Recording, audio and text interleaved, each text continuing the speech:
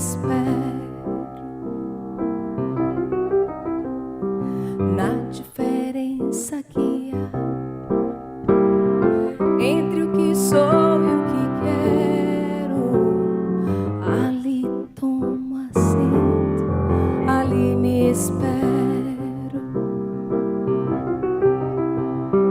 na tensão que a vida gera entre meu corpo e meu sonho. Ali Deus e fera, ali me componho.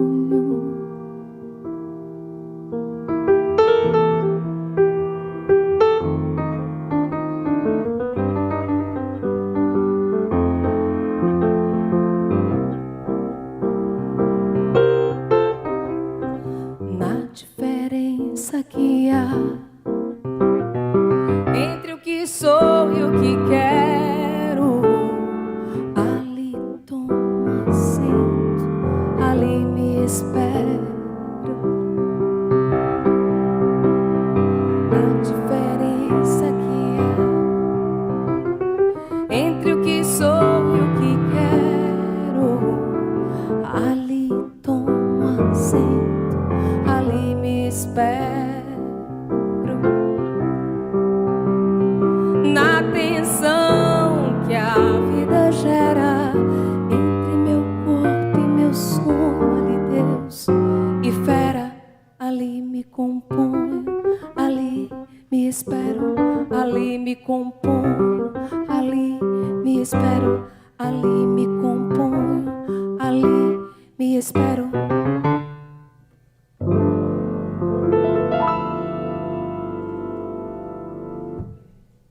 Eu acho que existe um dom, né? E existe talento, essas coisas todas, né? Cada um nasce com seu dom e com seu talento.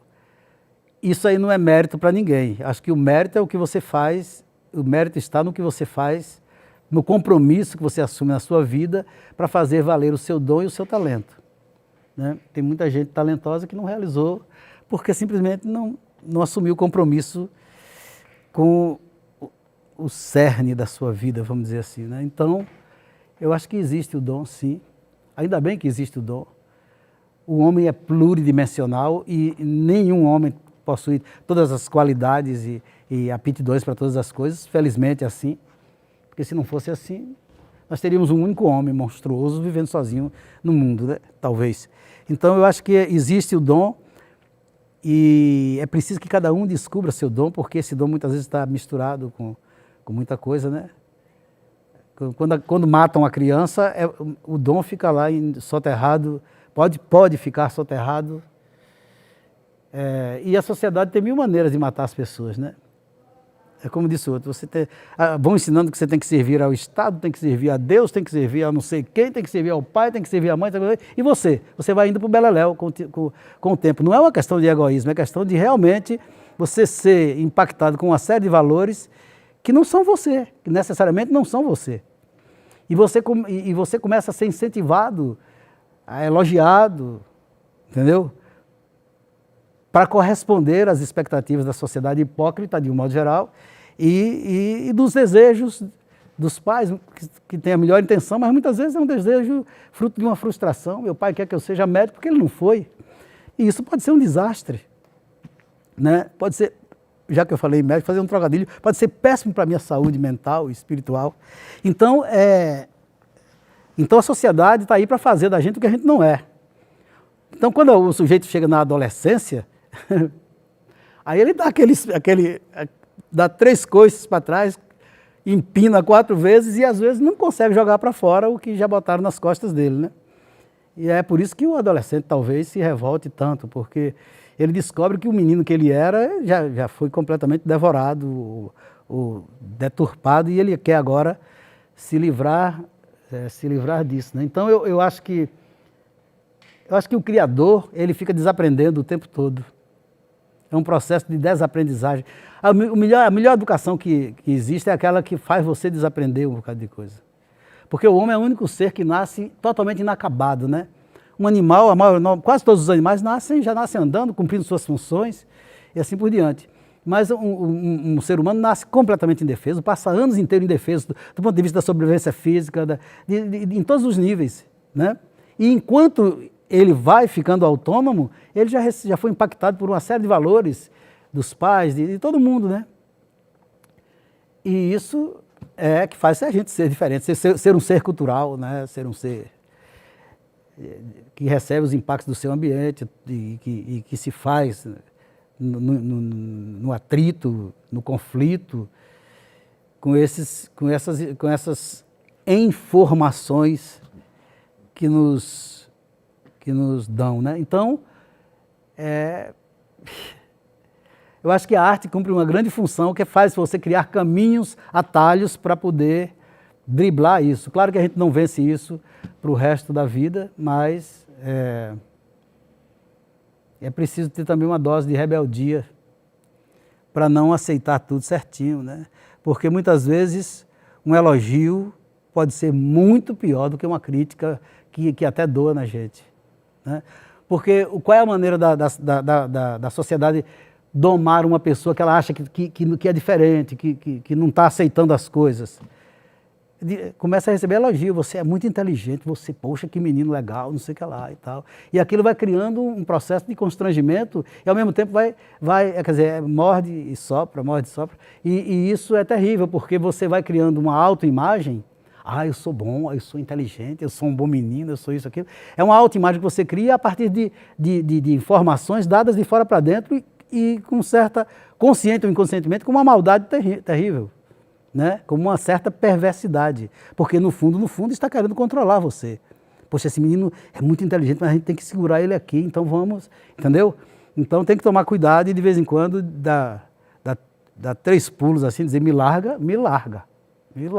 não venha para cá não. Porque de um modo geral quem faz isso é uma dimensão da sociedade que quer controlar as pessoas, mas todo mundo quer controlar todo mundo, mas quer ter a liberdade para subterraneamente fazer um monte de coisas. E ainda bem que subterraneamente faz um monte de coisas, desde que não sejam destrutivas, porque senão ninguém aguentava.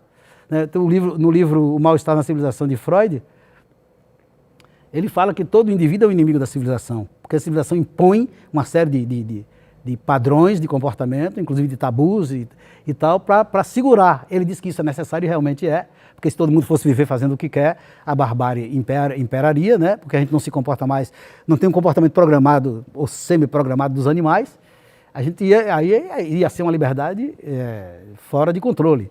Mas isso aí, de um modo geral, passa da medida, e mesmo não passando da medida é castrador, né? Então o indivíduo se insurge contra a civilização e muitas vezes no plano explícito obedece, mas no plano secreto não obedece, porque tem que sobreviver.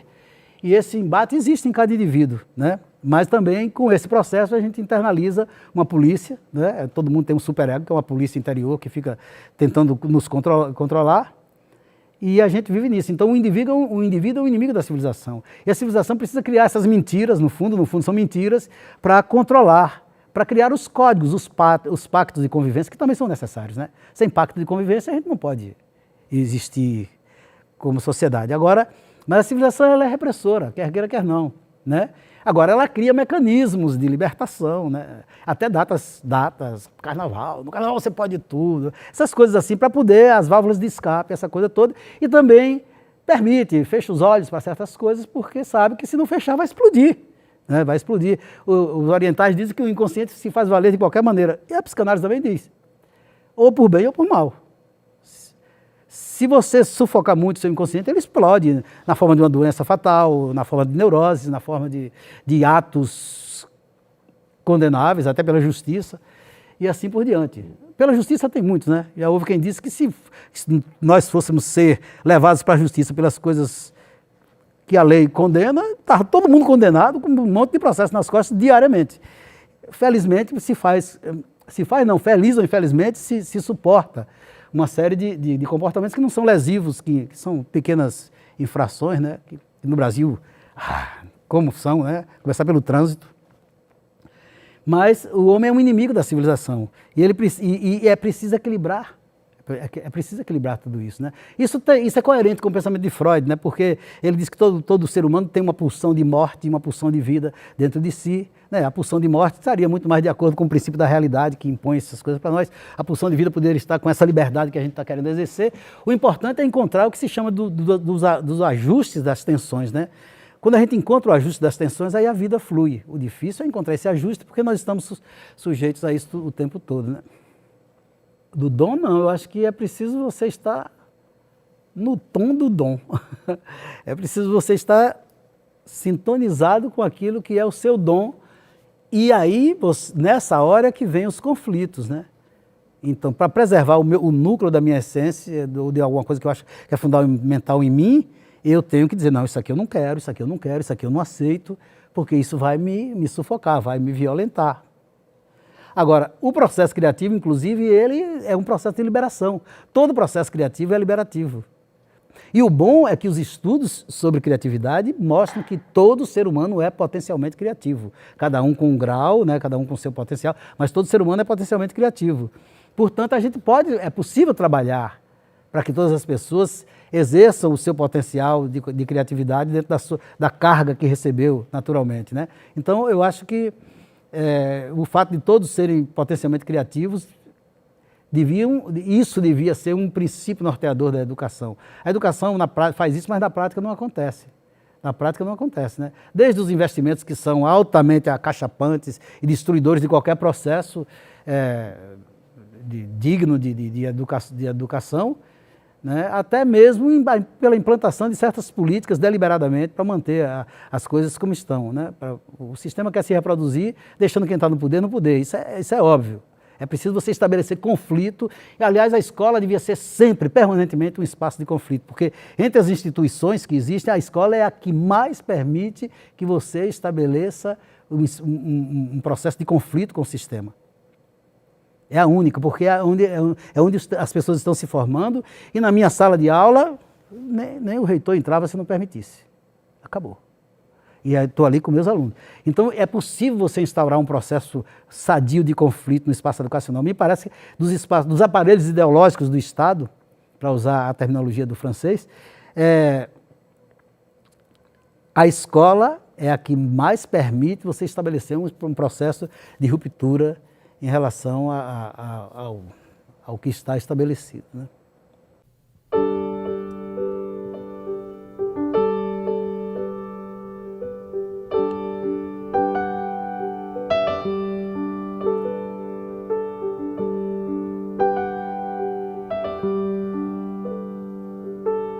Meus pensamentos são meus camelos, meus pensamentos são meus cavalos. Com uns cavalgo para o silêncio, com outros marcho para a saudade. Meus pensamentos são meus cavalos, meus pensamentos são meus camelos. Sou sertanejo, nasci nos matos, ando a cavalo para mim mesmo. Meus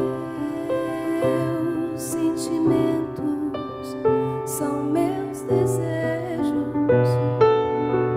em que me vejo perdido e calmo,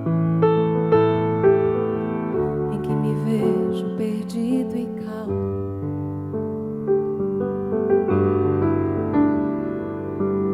Meus pensamentos são meus camelos, meus pensamentos são meus cavalos. Com uns cavalgo para o silêncio, com outros marcho para a saudade. Meus pensamentos são meus cavalos, meus pensamentos são meus camelos. Sou sertanejo, nasci nos matos, ando a cavalo para mim mesmo. Meus sentimentos são meus desejos, em que me vejo perdido e calo, em que me vejo perdido e calo.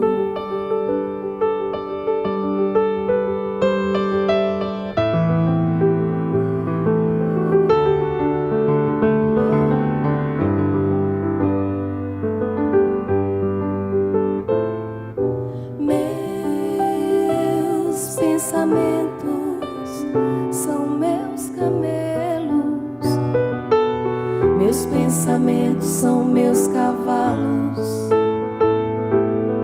Meus pensamentos são meus cavalos. Com uns cavalo para o silêncio, com outros marcho para a saudade. Sou sertanejo, nasci nos matos, ando a cavalo para mim mesmo. Meus sentimentos são meus desejos, em que me vejo perdido e calo, em que me vejo perdido e calo, em que me vejo perdido e calo, em que me vejo perdido e calo. Ó, primeiro varia de pessoa para pessoa. Por exemplo, já ouvi Rui Espira Filho dizer que escrever é um negócio muito doloroso. Já ouvi brasileiro dizer, não, eu escrevo por pura alegria. Então, eu acho que isso depende da pessoa. Agora, independentemente do que a pessoa fala, é possível experimentar as duas coisas. Porque, acho que foi Nietzsche também que falou que não tem nada que se compare ao processo criativo depois de realizado. É uma alegria indizível. Realmente, depois que eu escrevo um poema, que eu digo assim, poxa, isso aqui está realizado, eu sinto uma alegria indizível, é indescritível. Você diz assim, poxa. E eu digo, aí todos os dias, por exemplo, às vezes quando eu olho assim, digo, pô, eu tenho uns poemas aqui que eu não sei como foi que eu fiz. E eu tenho que agradecer, não sei a quem, a que, o fato de eu ter sido capaz de fazer esses poemas. Porque tem um lado que eu não domino, né? Tem um lado, como diz Paul Valéry, o primeiro verso ele dizia, os deuses me dão, o resto eu faço. Ou seja, aquela coisa da inspiração. Então tem um lado do processo criativo que lhe é dado, Eu sempre digo assim, que criar para mim é como pegar um anzol invisível, com uma vara, uma linha invisível, com um anzol invisível, uma isca invisível, eu lanço dentro de um rio invisível e pego cada peixe desse tamanho, que são meus poemas. Eu sempre digo isso, porque é exatamente assim que acontece. É do nada, né, que surge. E isso acontece com tudo, né? Você está com um terreno ali vazio, daí a pouco brota um bocado de coisa ali do chão, como? Isso nasceu do invisível, né? É um potencial, a vida é um negócio... A vida, que para muitos é um fenômeno isolado dentro do universo inteiro, é uma coisa muito estranha mesmo, é uma força muito poderosa, né? Tem família que desapoia, né? Tem família que não liga, diz, faz umas besteiras aí.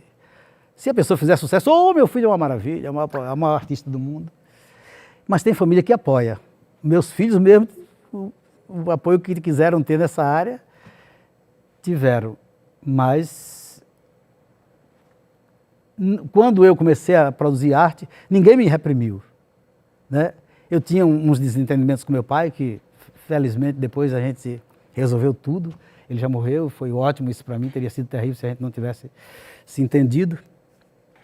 Porque, com a minha relação com o brasileiro, meu pai era bem conservador. E brasileiro até foi preso na época da ditadura, não sei o que e tal. E aí meu pai achava que o brasileiro era comunista, mas era naquele sentido, né, de que o comunista, aquele comunista, né, criando aquela imagem comunista engole criancinha. E ele queria que eu me afastasse, né? De vez em quando eu viajava com um brasileiro para a fazenda que o brasileiro tinha lá na região de Barreiras, em Angical. Aí acho que meu pai até pensava que eu podia estar organizando guerrilha lá, sei lá o quê. Nunca falou não, eu estou imaginando isso, porque ele tentou me afastar, me ofereceu coisas, eu disse, deixa para lá. De modo que, mas não me atrapalhou, no processo criativo nunca atrapalhou, nunca disse não faça isso, não escreva, não faça, nunca teve isso. Foi mais na minha relação com o brasileiro, mas nunca teve, mas também nunca tive incentivo, porque não tinha isso dentro da minha família, né? Agora, a sociedade, ela, de um modo geral, ela poda a criatividade, né? A sociedade é um conjunto de normas vigentes, né, para manter o pacto social e nem sempre com coisas autênticas, com muita hipocrisia, com uma série de coisas e E ela não incentiva, ela tem medo de tudo que foge do padrão. Tem medo, aí chama de loucura, é como Foucault disse, né? O louco é aquele que diz alguma coisa que não parece fazer sentido nenhum, ou que diz alguma coisa que faz muito sentido.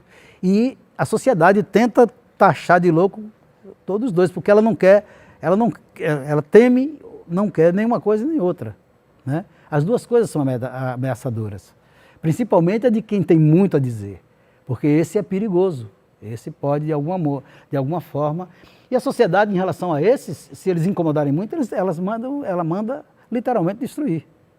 Tenta destruir simbolicamente, dizendo que é louco, tá, escanteando a pessoa, fechando as portas para a pessoa, mas se a pessoa ferir interesses mesmo, a gente sabe que eles mandam destruir. E o artista, muitas vezes, não é destruído fisicamente, mas ele tem que estar preparado. Eu, desde que comecei a criar, estou preparado para qualquer coisa. Não me importo com nenhum tipo de marginalização, nada disso. Mas nunca sofri muito, não. Pelo menos que eu saiba, assim, que eu sinta, não. O que vem, para mim, é besteira, né? A prefeitura me contratar para para dar umas ideias lá, aí como eu mandei dizer que no que eu ia dizer, eu ia fazer uma crítica construtiva à prefeitura, eles me devolveram o documento todo e mandaram encerrar um evento. Aí eu procurei um microfone para mandar a merda, mas não achei, larguei lá.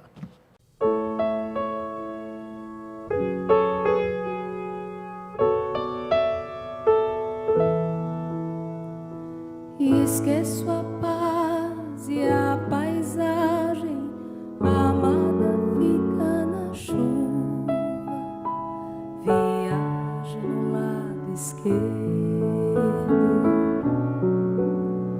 Oh, musa, caras de bichos habitam mil rostos, são cicatrizes, feridas, fantasmas, faças, recusas. Ora me deito e o leito, remorso e dúvida. Ora me deito e o leito, remorso e dúvida.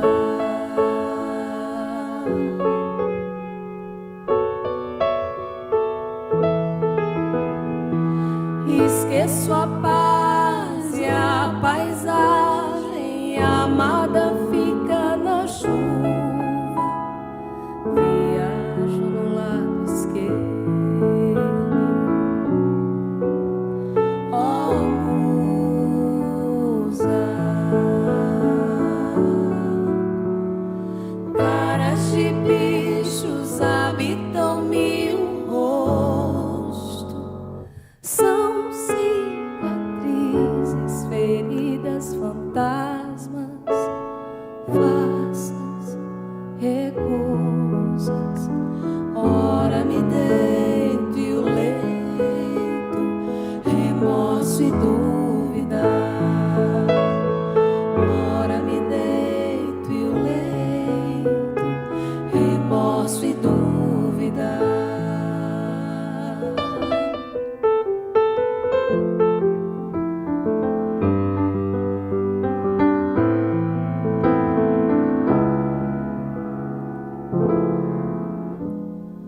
Ora me deito e o leito, remorso e dúvida. Ora me deito e o leito, remorso e dúvida.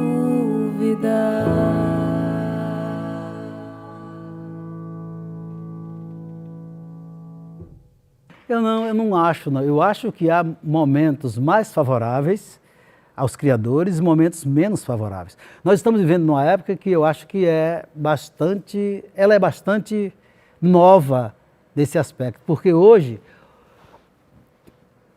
houve uma época em que os criadores eram financiados pelos príncipes, pelas coisas, entravam pelos fundos da porta do palácio para fazer seus concertos ou para mostrar seus livros publicados elogiando seu senhor e entravam pelas portas do fundo, né?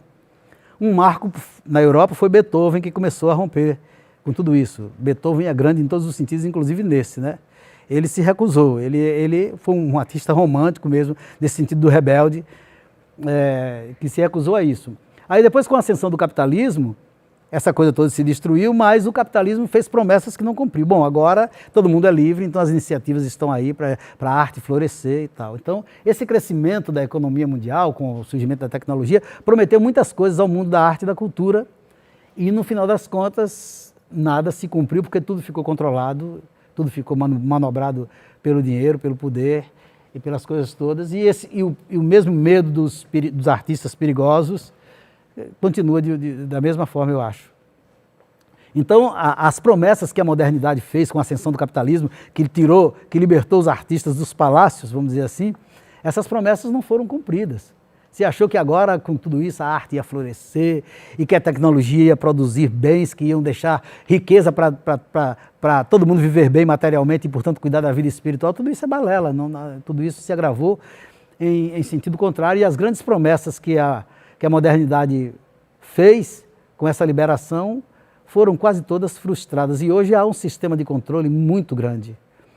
Para um artista hoje florescer, ele não precisa ter só qualidade, ele precisa ser impulsionado sistematicamente, através de projetos, de produção, de tudo isso.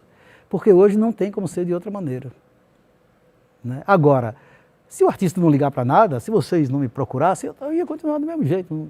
Não estou nem aí. Mas se vocês quiserem procurar para fazer um trabalho bom como esse que a gente está fazendo, ótimo. Isso, o artista passa por isso, né? Quando...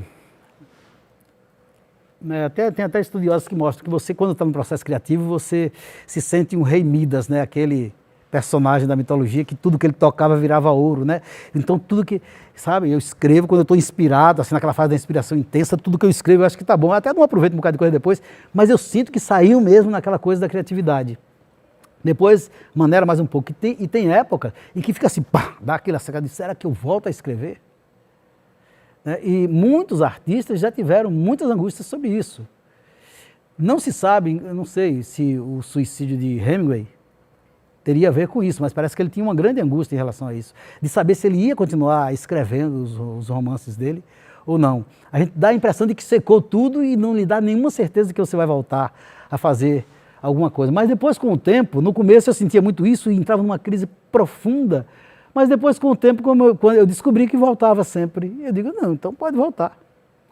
E aí, enquanto isso, eu ficava me preparando, lendo sabe, me preparando para na hora que voltasse. Então isso é como as estações, como eu falei, né? Não vem tão regularmente como as estações, que nem tão regulares estão mais, mas vem de forma irregular como as estações, vêm e voltam, vêm. Isso é cíclico, né? Então é como se obedecesse à chamada lei do eterno retorno. E isso está sempre retornando a gente, e a gente tem que estar preparado para, na hora que retornar, a gente tirar proveito de cada estação interior da gente, né? Primeiro, raramente eu escrevo um poema sobre uma coisa que eu estou sentindo no momento. Tem autores que escrevem isso em cima da circunstância, do que está acontecendo. Comigo é assim, uma coisa me acontece, ela desce, desaparece, fica sendo curada lá. É como petróleo, que já foi um dia vegetal e está lá no fundo da terra há milhares de anos, sei lá, e depois vira petróleo, né? Comigo é assim, fica, aí depois as imagens curadas afloram. Então, quando eu estou criando, de modo geral, não estou alegre nem triste, eu estou em estado de criação. Agora, pode ser que aconteça em períodos mais ou menos maneiros da minha vida. Isso aí é uma coisa que como se sobrepõe a isso, vamos dizer, né? Agora, tem histórias, por exemplo, já que eu falei de Beethoven, a pastoral de Beethoven, que é a Sexta Sinfonia, dizem que é alegre e tal, dizem que ele escreveu numa tristeza e num sofrimento terrível. Muitas vezes, psicologicamente também, uma coisa contrária vem para fazer uma compensação. Então, o processo criativo ele é muito variado e acontece de formas diferentes com cada autor e com o mesmo autor em momentos diferentes da sua vida. Então, agora eu não lembro se os poemas foram escritos, se eu estava alegre, se eu estava triste. Né? Me parece que no momento de criar, é claro que deve ter algum tipo de influência, né? Mas às vezes pode ter influência para o poema ficar alegre, ou então para ficar mais triste ainda do que o que a pessoa está. Eu não sei, eu acho que cada caso é um caso. No processo criativo, cada caso é um caso. Agora, comigo há esse processo de curação, a coisa desce, eu assimilo, esquece, desaparece, depois em determinado momento as imagens afloram já curadas, né? Eu acho que isso tem a ver com minha poesia, que é uma poesia, vamos dizer assim, mais emblemática, mais arquetípica, como se fosse fruto de uma vivência mais profunda mesmo. Tem poemas que falam de temas mais leves, mais sociais, mais circunstanciais, mais de superfície. Tem obras que são mais de superfície, vamos dizer assim, né? Ou mais horizontalizadas. A minha se horizontaliza, mas também se verticaliza, de modo que, porque tem isso, né? É da minha própria constituição. Então eu não posso responder pelos outros, eu respondo por mim, mesmo assim, sem tomar pé direito, né? Pode, a gente vai mudando e a gente pode mudar também. O poema pode ser escrito, reescrito, eliminado. Algum que estava lá na gaveta pode ser ressuscitado um ou outro e publicado. E esse processo é um processo permanente, né? Eu vejo muito isso com o Antônio Brasileiro. Ele gosta muito de revisitar a obra dele e dos outros, viu? E ele faz dando nota, de 0 a 10. Nele mesmo, inclusive, né? E ele é muito casquinha. Então ele faz uma antologia, uma seleção de poemas com 100 poemas. 10 anos depois ele só aproveita 15, 20 daquilo ali, porque ele diz, rapaz, os outros eu tirei. Aí é preciso dizer, rapaz, aquele que você tirou ali não podia não. Aí ele vai reconsiderar, às vezes ele bota para cá de novo. Mas esse trabalho é feito o tempo todo. Então eu acho que se a gente não fizer isso, o que é que a gente vai acontecer? A gente vai ser muito condescendente com a gente.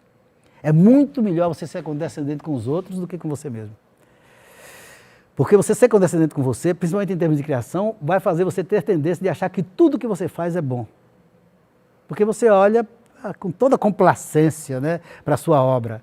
Mas o leitor não vai olhar com complacência nenhuma, o leitor vai olhar normal. E tem uns que vão olhar impiedosos, impiedosamente querendo cortar, por razões mais diversas, por rigor, por inveja, consciente ou inconsciente, por frustração de não ter sido, por mil razões, e isso aí está fora do seu controle.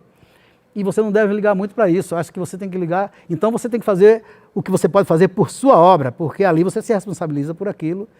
Mas mesmo com todo rigor, a gente ainda está sempre se arrependendo de muita coisa. Eu sempre digo, eu escrevo 450 poemas por ano, digito uns 80, seleciono uns 20, 30, publico 15 e me arrependo de 3 a 5.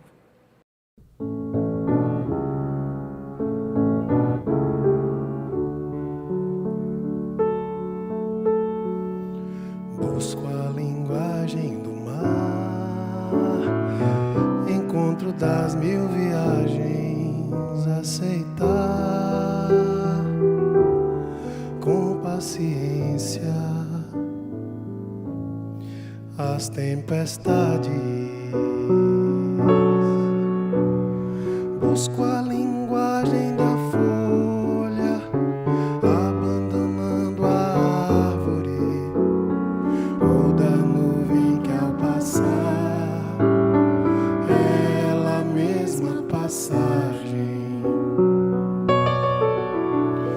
Busco a verdade de estar comigo mesmo passando, ou de passar, simplesmente olhando, olhando, olhando até que os olhos cumprindo a missão de olhar tranquilamente, não olhem e eu me vá.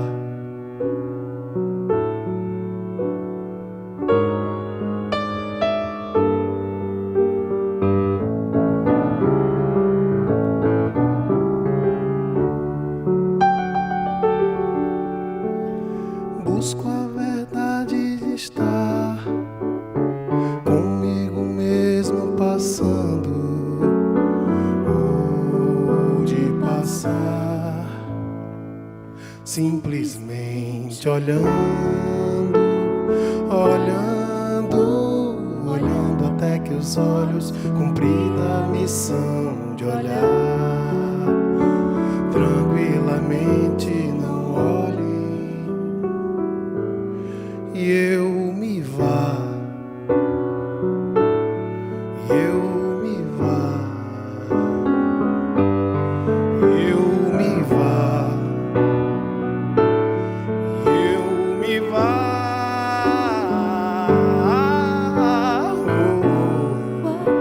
Oh, oh, oh, oh, oh.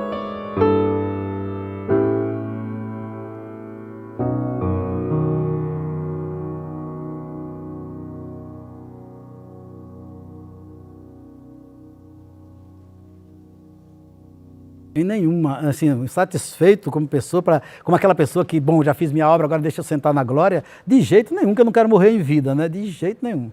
Quero, no último dia, estar querendo fazer um verso. Quero fazer como Pablo Picasso, né? Que morreu, no dia que morreu, de madrugada, estava trabalhando, estava pintando, fazendo alguma coisa em processo de criação. Porque o que você fez é um patrimônio que você deixa e que você também contempla com o tempo, mas você precisa continuar vivendo. Então, se eu sentar em cima da obra que eu fiz e agora não faço mais nada, é como o aposentado que estava em atividade e tal, se aposentou e foi jogar dominó na esquina e morreu de infarto 3 anos depois, ou então viveu 20 anos jogando dominó o tempo todo. Tenha paciência. Aí não dá, né? Então eu tô fora dessa aí. Eu acho que agora a gente fica satisfeito com algumas obras da gente, né? Tem umas que a gente olha e diz, poxa, ela ainda está me dizendo alguma coisa. E ela ainda pode dizer coisas importantes para as pessoas. Eu acho que o autor que tiver algumas obras sobre as quais ele pode dizer isso, ele pode se sentir satisfeito. Porque se no final das contas sobrar um poema da gente para a posteridade, ou um verso, ou um tchan-tchan-tchan da Quinta Sinfonia de Beethoven, claro, Beethoven sobrou com uma obra imensa, mas quem não conhece Beethoven conhece o tchan-tchan-tchan, entendeu? Se você ficar com uma obra que seja, você justificou você ter vindo à existência para fazer aquilo, né? Não, colégio público, o colégio público que eu enfrentei, tirando o colégio municipal, o ginásio municipal, onde eu fiz segunda, terceira e quarta séries, foi bom, foi muito bom ali, foi bom, tinha bons professores, tinha tudo. Já no colégio estadual tinha bons professores, mas a educação já estava, no científico já estava degradando mesmo.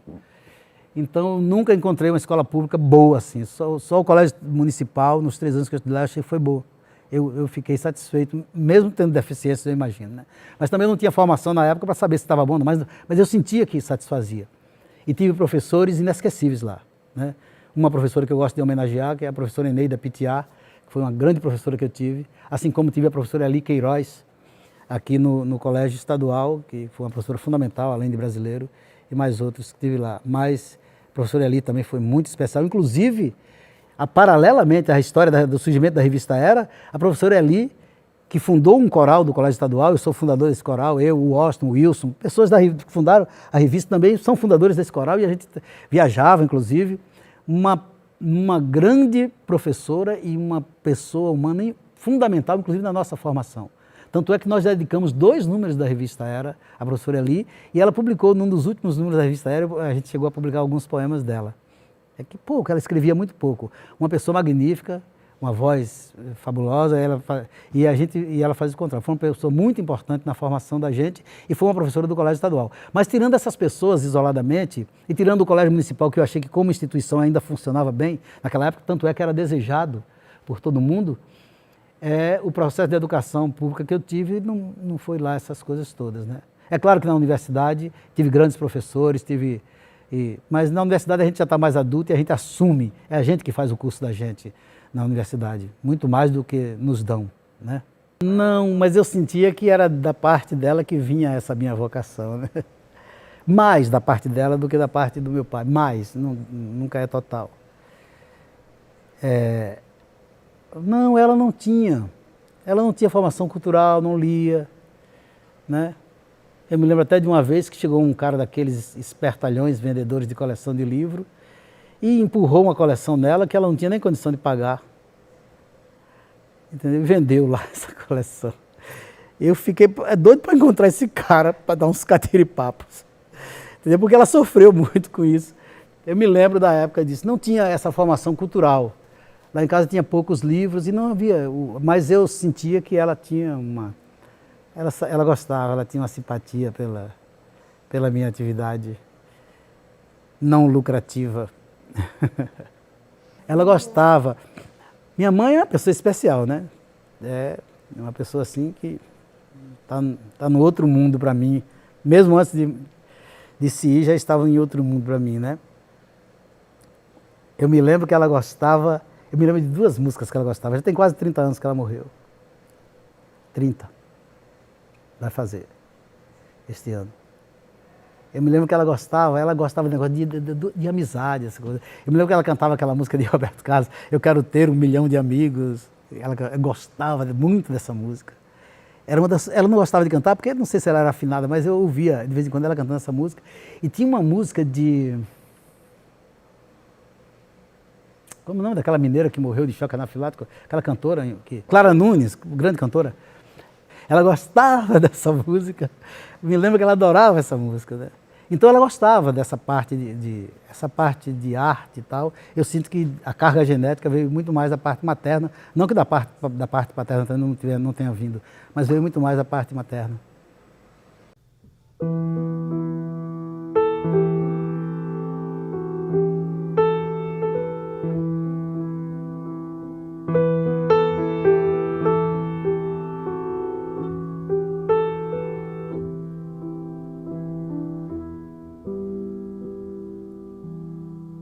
Todos sabem quem sou, eu não sei, por isso a todos me vou tantas vezes, mas ao retornar sei menos de mim e de todos eles.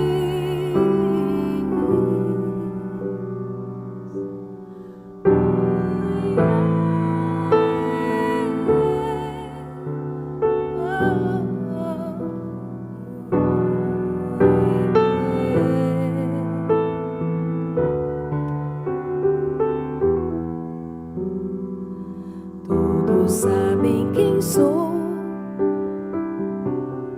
eu não sei, por isso a todos me vou tantas vezes, mas ao retornar sei menos de mim e de todos eles.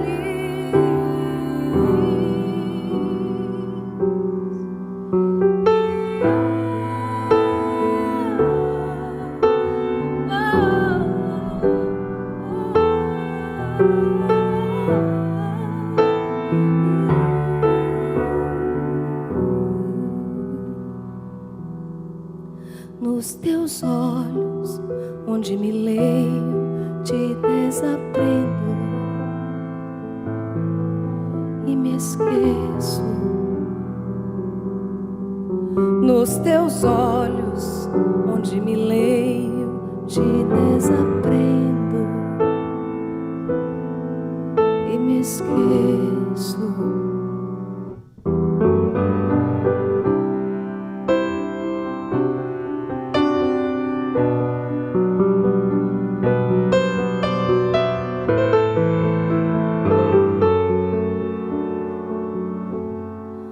Mas ao retornar sei menos de mim e de todos eles.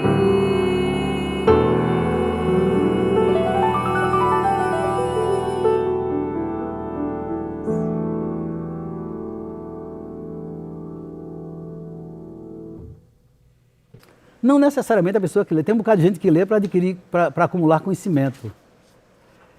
Esse acúmulo ele é necessário como um suporte para você saber como operacionalizar seu conhecimento, né? Então eu acho que uma pessoa que... Agora, eu acho que sem conhecimento também, você vai ter a capacidade, não vai poder operacionalizar certas formas de conhecimento. Mas também não acho que o conhecimento seja só essa capacidade discursiva que eu estou apresentando aqui. Acho que o conhecimento é uma capacidade de você disponibilizar do que você assimilou nas circunstâncias, e isso é uma coisa que a gente passa a vida toda fazendo, porque nós estamos, durante a vida, superando as limitações da gente, né? E tem limitações que foram implantadas na gente, sob a forma de traumas na infância, como eu já falei, essa coisa toda, que a gente passa a vida toda lidando com elas, né? Então, quem tem uma dificuldade de convivência com o pai na infância, teve um pai que nunca fez um carinho num filho e tal, quando chega mais tarde, que vai ter os seus filhos, vai ter dificuldades nessa área, mesmo sendo muito melhor, mesmo trabalhando muito mais. E eu estou falando de uma experiência própria, entendeu? Então, porque eu gosto muito dos meus filhos, estou muito ligado a eles, mas de vez em quando eles se queixam, que eu, entendeu? Alguma coisa assim nesse sentido. E eu digo, não é como desculpa, não. Eu não me lembro de ter visto meu pai com um de nós, uma única vez na mão, fazendo um carinho. Porque ele era um trabalhador, viajava muito, ficava lá, e era aquele tipo também mais entendeu? Eu não estou fazendo uma condenação. De repente, ele viveu muito pior em relação ao pai dele, sei lá como é, e o pai dele em relação ao outro pai, e assim por diante. Não se trata de condenar nada, mesmo porque a gente não conhece as causas todas de uma coisa, e condenar é sempre revelar esse não conhecimento. Ou então condenar só é certo na justiça. Você matou, independentemente de ter razões para matar, você vai para a cadeia, porque senão você vai continuar matando e acabou. Ou então vai ser regenerado de alguma maneira. Então aí é outra história. Aí você tem que ignorar as causas nessa hora e julgar sempre do ponto de vista da justiça. Porque eu vim pequeno da roça para a cidade, mas vivi toda a minha infância na roça. E sempre dizia, um dia eu vou ter um espaço para voltar para lá e tal, né? Aí de uns 20 anos para cá eu tenho frequentado e tenho ido cada vez mais, e aí terminei comprando lá mesmo, não do espaço no lugar onde eu nasci, mas do lugar de 11 anos em diante meu pai comprou uma terra, eu fui adquirindo dos irmãos e ampliei uma parte lá, né? Não é nem com fins lucrativos, porque nem lucro dá, o lucro que dá é irrisório diante do investimento que é feito, mas eu não comprei para isso, eu não comprei para que aquilo me pertencesse, eu fui por uma questão de sensação de pertencimento. Aí eu chego lá, gosto do lugar, entro no mato, né, fico lá dentro do mato sozinho, vou andando às vezes, né, porque só vai de cavalo quando precisa, mas eu vou andando. E tem uma fonte lá, que tem umas árvores assim de junto, aí eu deito embaixo da fonte, assim, fico olhando para o lado assim para ver se vem uma cobra. Mas também se a gente estiver parado ali, ela passa até por cima de você e vai embora. O difícil é a gente se segurar, né? Nunca aconteceu isso comigo, não vai acontecer. Mas gosto de andar, ficar parado, sentado, ouvindo os passarinhos, sentindo ali naquele silêncio, né? Porque aquilo me faz retornar a algum momento da minha vida em que as coisas eram pacíficas, né? Menino de 5, 6 anos, 4, 5, 6 anos, só sabe o que é a morte assim de uma forma muito longínqua. Todo mundo é eterno nessa idade, né? Então a gente volta a uma idade paradisíaca, vamos dizer assim, né? Em que a infância era boa, na roça, era tudo isso, com todos os medos que uma criança tem, né? Que crianças também têm medos e apreensões, mas era um lugar assim. As imagens da minha infância, eu acho que são a fonte da minha poesia. Mesmo sendo uma poesia que fala de civilização também, que fala dessa coisa, mas eu acho que tudo brota dessa fonte, desse imaginário e desse lugar, que não é mais um lugar físico, mesmo que eu vá lá, não é mais um lugar físico, né? É um lugar espiritual. Não por Jung em si, né? Porque Jung trata dessa coisa dos símbolos, dos arquétipos, e eu sempre me senti muito identificado com isso. Eu sempre tive aquela sensação que ele expressou tão belamente, né? Em mim há duas personalidades, a número 1 que vive no aqui e agora, e a número 2 que vive nos séculos. Eu sempre tive essa sensação de que sou muito novo e muito antigo. E eu acho que isso vem na minha poesia. Eu acho que eu sou contemporâneo na minha linguagem, mas acho também que sou antiquíssimo, que falo de vivências originárias do homem, né, que vivências antigas. Então tem essa coisa da idade, eu me sinto muito... Eu tinha uma colega na universidade, ela até já morreu, Lucidalva. Ela dizia assim, rapaz, tem dia que você chega aqui parecendo uma pessoa de 25 anos, mas tem dia que você chega aqui parecendo que tem 300 anos. Eu digo, é bem isso mesmo. Mas não é um estado de espírito circunstancial, acho que ela via em mim essa outra face, assim, me observando. Eu acho que eu tenho muito mais de 300 anos, tenho não sei quantos milhares de anos. Todos nós temos, mas eu sinto que isso aflora em mim. E vem para a minha poesia, e vem para a minha maneira de ver o mundo e as coisas. Então, eu acho que a profundidade, se tem uma certa profundidade na minha poesia, é porque ela está centrada nesse homem, está mais centrada nesse homem que vive nos séculos, né? Eu tenho essa sensação. Mas ao mesmo tempo está muito aqui, muito presente aqui também, né? A arte faz isso, ela casa esses opostos do homem. Casa o circunstancial com o eterno, o particular com o geral, o consciente com o inconsciente, o bem com o mal. Ela casa tudo isso, né? Então, o racional com o irracional, todos esses chamados polos opostos que a gente, de algum modo, inventou para... E esse casamento não é para que a gente tenha a noção de que a consciência está aqui, o inconsciente está ali. Isso é só um esquema, né? As coisas têm continuidade. E esses conceitos criam esses pares, parecendo que eles estão em algum lugar dentro da gente. E em que lugar? Eles estão aí como alguma coisa que a gente experimenta e vive, como dimensões do nosso ser, e não como separações do nosso ser, né? Como compartimentos do nosso ser. Esse compartimento é muito mais feito pela nossa mentalidade racional, analítica, né? Mas, na verdade, isso é artificial e a gente toma isso como se fosse verdade. Não. Tem que tomar cuidado, que os esquemas mentais que a gente herdou, a gente toma como se fossem verdades. Mas se você chega na China ou no Japão tradicional, na China tradicional, você vai ver que tem outras maneiras de pensar em outros lugares que não seguem esses esquemas. Então, nossos esquemas mentais não são verdades eternas. Aquela coisa da verdade, né? São verdadeiras porque operam na gente e muitas vezes operam até limitando a gente. Nós temos muitas limitações. A língua que a gente fala é diferente da chinesa, né? E isso tem uma gramaticalidade diferente. A gramática nos obriga a falar. Teve um linguista, se eu não me engano, alguém que falou assim, que a linguagem se caracteriza muito mais pelo que ela nos obriga a falar do que por qualquer coisa. Nós somos obrigados a falar dentro de uma gramática, dentro de regras, dentro de uma estrutura de língua que obriga a gente não sai muito do jeito. Então a gente tem que criar poesia, criar as artes para poder romper um pouco essas barreiras da língua. A língua nos impõe uma maneira de falar. E essa maneira de falar a gente pensa que é a única, não é a única. Entendeu? Tem muitas maneiras diferentes de falar e de dizer. Dizer é mais amplo que falar, né? Falar é só uma das formas, talvez a principal, de dizer. A gente diz até com silêncio a gente diz, né? Com presença, com ausência, de muitas maneiras diferentes a gente diz. Não só na mente, né? Mas no homem, no ser humano, né? Porque eu sinto que eu estou no mundo para entender um pouquinho disso aí, né? Nós todos estamos aqui para isso. Mas, ao mesmo tempo, eu não quero perder a vida em si, né? A vida mesmo, a vida cotidiana, né? Porque aí o conhecimento estaria me destruindo, né?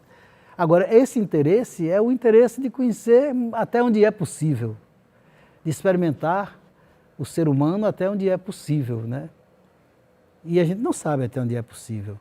Agora, interesse tenho, né? Inclusive, você fala na mente humana, né? O conceito de mente varia muito, né? E a mente não é a minha mente, é a mente. A mente é alguma coisa que está aí, né? Essa discussão da mente é uma discussão muito acirrada. Eu li recentemente um livro com o Dalai Lama, em que ele dialoga com cientistas, comparando a visão budista da consciência, que não é a mesma coisa da mente, da consciência e a visão da ciência ocidental. E ele mostrando que há pontos de ajustes que podem ser feitos, né? Então, é como se a consciência nasce do cérebro ou está além do cérebro. E isso é uma discussão seríssima, porque não é uma discussão fácil de equacionar. É muito difícil. E está ainda em aberto, tem muita coisa em aberto ainda nessa área, né? E a mente, no livro A Voz do Silêncio, de Helena Blavatsky, traduzido por Fernando Pessoa magnificamente, tem uma frase lá sobre a mente, que diz: a mente é o assassino do real, que o discípulo mata o assassino. Eu não sei se é para matar, mas tem que tomar cuidado com a mente, porque a mente pode trabalhar a nosso favor. A mente é como se fosse uma carga de eletricidade de não sei quantos mil volts. Se você não souber trabalhar com ela, ela destrói você. Se você souber trabalhar, ela trabalha para você.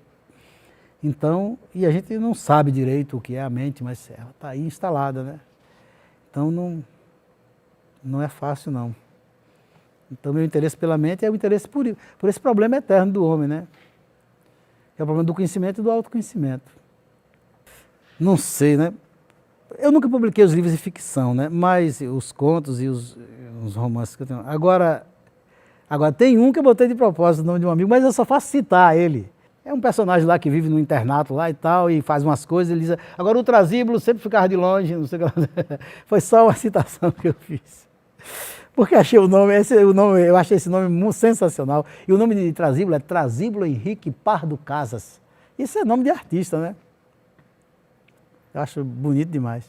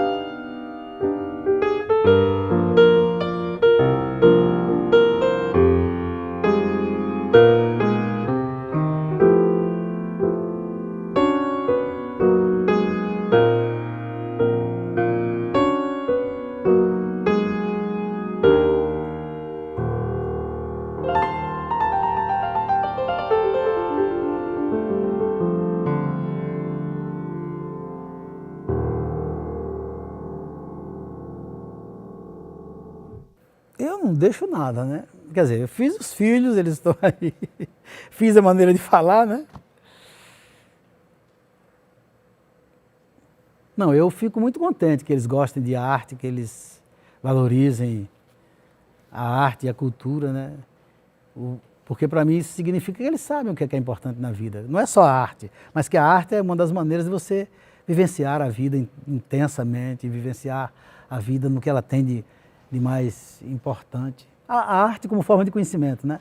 Se você vai para a filosofia também, ou vai para a ciência, se você é vocacionado para a ciência, vai para a ciência, para a filosofia, para a espiritualidade ou para a arte, né? Que esses pontos todos, no fundo, estão entrelaçados.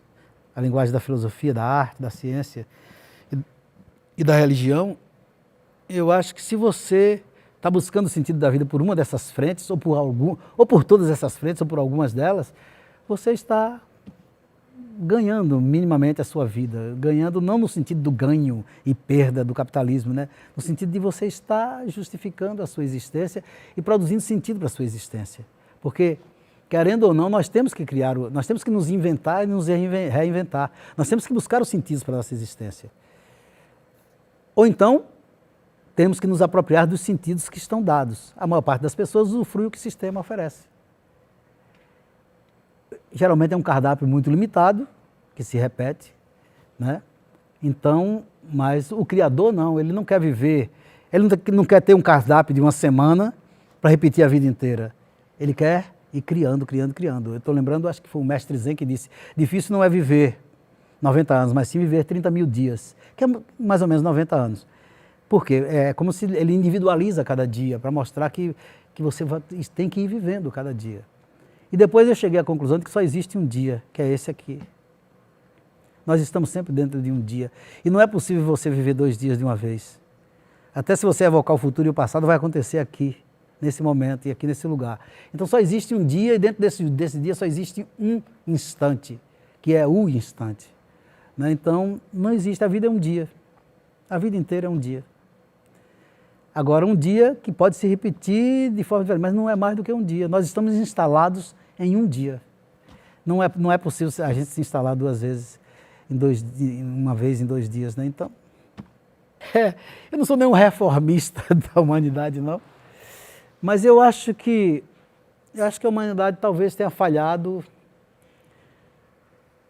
quando foi no ato mesmo, talvez, dela se tornar, dela assumir suas características, né? Porque me parece que quando o homem, que era nômade, passou a ser sedentário, vamos dizer assim, né?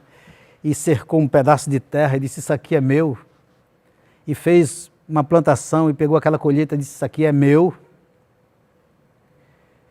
E aí, para preservar sua propriedade, deixou de viver em clã, onde todos os homens tinham relações sexuais com todas as mulheres e ninguém sabia quem era o pai ou era o tio, ou seja, essa história de que na história da humanidade o tio surgiu primeiro do que o pai. E é verdade. Quando surgiu a figura do pai, foi aquele cara que disse, olha, isso aqui que eu fiz é meu, fui eu que fiz, não fizeram, é meu. E para isso eu tenho que ter minha mulher para saber quem é meu filho, para deixar para ele. Eu estou fazendo uma caricatura aqui, mas é mais ou menos talvez uma coisa dessa. E a partir do momento em que eu vou deixar para o meu filho, eu tenho que segurar minha mulher, ela tem que ser propriedade minha, vigiada, porque senão ela vai ter filho dos outros aí, vai passar por meu. Porque eu tenho que deixar para o meu filho, sou eu que estou fazendo. A partir do momento em que começou a desgraça da humanidade, começou aí, talvez, né? Hipoteticamente falando. Então, a partir daí eu acho que a humanidade deu errado, né? A própria criação da família, infelizmente, que é uma coisa importantíssima, mas a própria família nasce talvez desse erro. Não é mais o clã, é a família nuclear com pai, mãe e filho. E é por isso que talvez que a mulher historicamente sofra como propriedade do homem e agora está no processo de libertação, que não é fácil. Por quê? Porque as próprias mulheres também, com o passar do tempo, assimilaram esses valores dos quais elas estão querendo se libertar. É muito mais fácil a gente se libertar dos outros do que da gente mesmo. Então, toda a luta de libertação é terrível por isso, porque tem essas duas dimensões, essas duas frentes a serem trabalhadas. Agora, então, talvez por isso a mulher tenha sido submetida ao longo dos séculos, né? Porque para se saber quem é. Então pode ter sido isso, a história pode ter sido de outra maneira, mas talvez isso tenha sido, hipoteticamente, a origem do projeto errado em que a humanidade resultou, ou coisa parecida, né? O que eu sei é que a humanidade ela se estrutura de tal modo que as pessoas agem para defender seus interesses. Eu contei essa história da figura do tio primeiro do país, é para isso. Quando você nucleariza a família, pai, mãe, filhos, aí cada um passa a defender seus interesses. E isso é a fonte do nascimento de todo poder, que termina com o Estado, vamos dizer assim, né? Então é o pai, né, que termina com o Estado, não, termina em Deus, né? Você vai, o pai, o chefe do Estado, Deus, entendeu?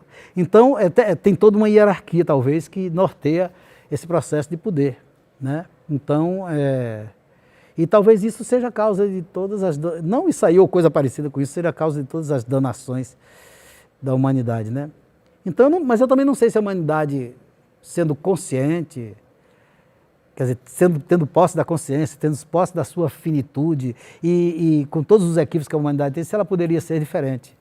Eu acho que poderia ser diferente se ela se reiniciasse de uma maneira diferente, mas será que é possível fazer um reinício desse? Eu sou pessimista nesse sentido. Aí, nesse sentido, o poema Legião, A Certeza de Tudo Piorar, vai funcionar, do poema Legião.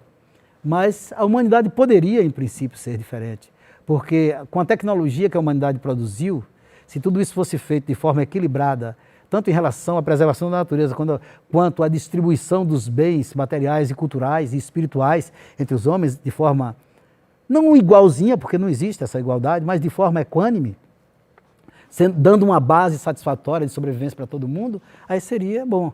Não estou falando da igualdade absoluta, porque isso seria também uma deturpação. Você tem um potencial, tem um temperamento, tem outro, como coisas iguais para mim e para você, isso não existe. O próprio Marx teria dito que a igualdade consiste em se tratar desigualmente as coisas desiguais. Mas seria essa igualdade de base, de direitos básicos. E aí, para florescer as diferenças a partir de uma base estável, satisfatória para todo mundo. Como criar essa base se o homem vive na exploração do homem pelo homem? Se a gente vê como os donos do mundo agem, como psicopatas que são, né? Que não têm a menor empatia com ninguém nem com nada, né? A não ser com os deles, né? E aí volta aquela ideia da família, né? Como propriedade, a ideia da propriedade ligada à família, nesse sentido simbólico que eu falei, né? Eu contei uma história aí que não é uma história que fui eu que contei, mas eu tomo ela simbolicamente para querer retratar como é que está o início da humanidade, esse início que se inicia com a família, né? É como aquela coisa da origem, pode surgir há milhares de anos, mas toda vez que nasce uma família, nasce isso, novamente. É nesse sentido que eu falei. E para fazer os concursos internos, né? Porque as promoções dependem de concursos internos. Você tem que escrever um livro, um memorial, submeter uma banca de professores daqui, 2 daqui, 3 de fora, e você pode ser aprovado ou reprovado. Tive que fazer esses concursos todos porque, infelizmente, o professor, até o universitário, para ter um salário bom, não sei agora com a mudança da Constituição, acho que piorou tudo, inclusive da Constituição da Bahia, e das restrições também aqui, independentemente de Constituição, nós estamos sofrendo no plano da educação, mas tive que fazer todos os concursos, porque se eu estou nessa área, eu tenho que me aposentar com um salário digno e tenho que fazer todos os concursos. Não fiz por questão de status, fiz por questão de ter que chegar ao máximo para poder sobreviver de uma forma mais... Mas não tem garantia também nenhuma não, né? Eles podem criar 2 leis aí, uma para diminuir o salário que já está no Congresso aí, para diminuir o salário dos aposentados e outra para não dar reajustes a ele de acordo com os dados ativos. Com isso, qualquer aposentado com 10 anos fica com a cuia na mão, né? Rainer Maria Rilke, um grande poeta de língua alemã, tem um livro dele chamado Cartas a um Jovem Poeta. Foram as cartas que ele mandou para um poeta que mandou para ele uns poemas, e aí ele mandou umas cartas para esse cara e depois reuniram e publicaram, né? São magníficas essas cartas, né? Cheias de sabedoria. E ele dá conselhos, mas ele diz que não tem conselhos a dar ao mesmo tempo, né? Mas são conselhos que não são conselhos, vamos dizer assim. Para um jovem poeta, eu tenho que dizer para ele o seguinte: escreva muito, leia muito, porque só se aprende a ler escrevendo e a escrever lendo. E priorize isso. Se você quer ser poeta, aí como disse Rilke disse, chegou para o rapaz jovem e disse: na hora mais silenciosa da sua noite, você pergunta a você mesmo se você tem necessidade, para você continuar vivendo, se você tem necessidade de escrever. Se você responder que sim, continue escrevendo. Mas se você responder que não, você não tem mais direito de continuar escrevendo. Quer dizer, no fundo, termina sendo isso. Não escreva por vaidade, para publicar um livro e ganhar status. Só escreva se for fundamental para você. Escrever tem que ser fundamental. Agora, se as pessoas também escrevem e publicam, não tem problema nenhum não, mas o conselho que eu daria é esse. Se é a sua vocação, escreva. Se é necessário para você escrever, escreva. Se for uma coisa secundária e você ter outra coisa mais importante para fazer, vai fazer essa outra coisa. Eu daria o mesmo conselho que Rilke deu. Eu não me recusaria a fazer documentário nenhum, desde que fosse assim como vocês estão fazendo, com todo gosto, com toda vontade. Eu sei que vocês estão fazendo isso profissionalmente, mas sei que tem toda uma empatia, uma admiração, uma vontade de que a coisa saia bem feita. E vocês estão fazendo com gosto. Está ótimo. Então, quando é assim, eu aceito sempre.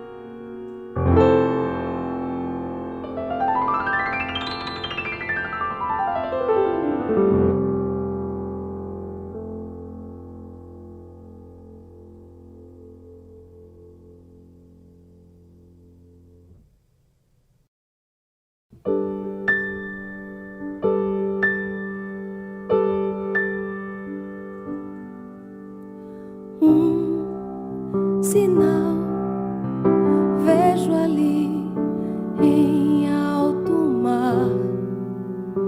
É real, mas além um outro sinal e ninguém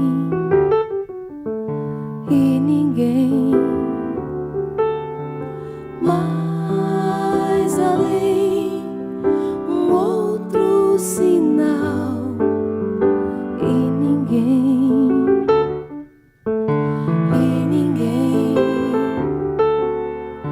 e aqui pleno chão nenhuma razão.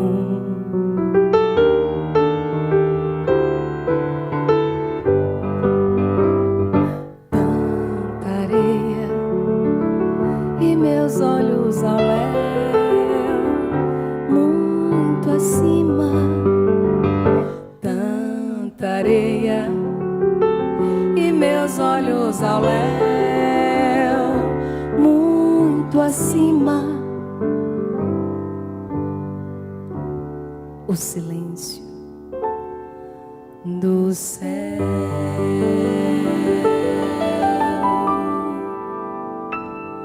Um sinal,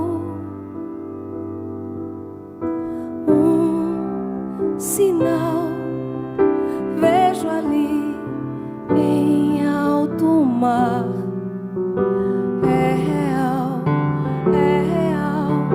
mas além um outro sinal e ninguém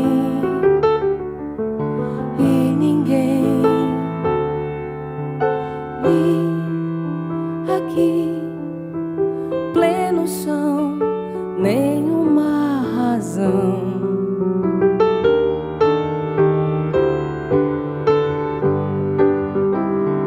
Tanta areia e meus olhos ao léu, muito acima. Tanta areia e meus olhos ao léu,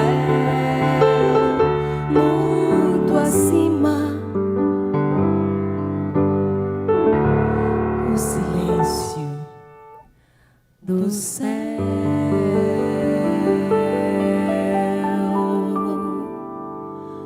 Um sinal.